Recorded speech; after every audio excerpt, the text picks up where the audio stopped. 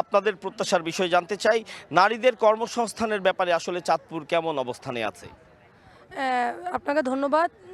আমরা চাচ্ছি যে চাঁদপুর ৩ আসনে এমন একজন যোগ্য প্রার্থী আসুক, যেখানে হচ্ছে যে অনেক বেকার, অনেক শিক্ষিত পুরুষ এবং মেয়ে আছে সেখানে বেকার।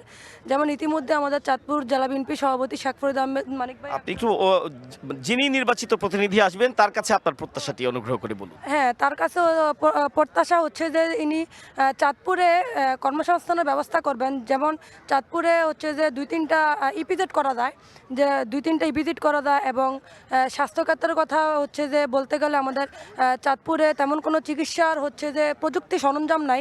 যেমন চাঁদপুর সদর হাসপাতালে চিকিৎসা করাতে গেলে ওনারা ব্রিফ করে, ওনারা হচ্ছে যে রুগীদেরকে ট্রিটমেন্ট করে না, সেক্ষেত্রে ওনারা ঢাকাতে রেফার করে দেয়। তা আমাদের কথা হচ্ছে যে নিম্নমানের বা মধ্যবিত্ত যেই প্রেশার মানুষরা আছে সেক্ষেত্রে তারা ঢাকা রেফার করে দিলে তারা হচ্ছে যে চিকিৎসার ব্যবস্থা করাইতে পারে না, কারণ ঢাকাতে অনেক হচ্ছে যে খরচ। তো সেক্ষেত্রে যদি সেই প্রযুক্তিগুলো চাঁদপুরে আনা হয় তাহলে আমার মনে হয় যে সেগুলো খুব বেটার হবে। ধন্যবাদ, ধন্যবাদ। আপনার কাছে একটু জানতে চাই, নারীদের কর্মসংস্থানের ব্যাপারে চাঁদপুর কি পিছিয়ে আছে না এগিয়ে আছে? আপনার বক্তব্যটা একটু জানান।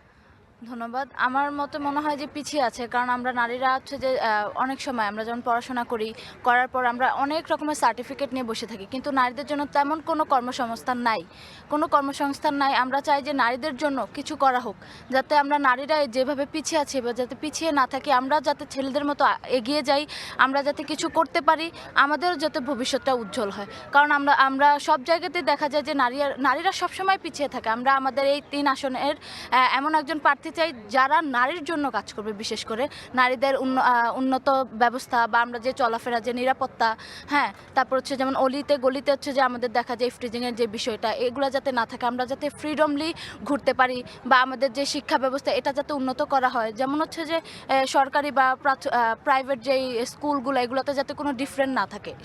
আমরা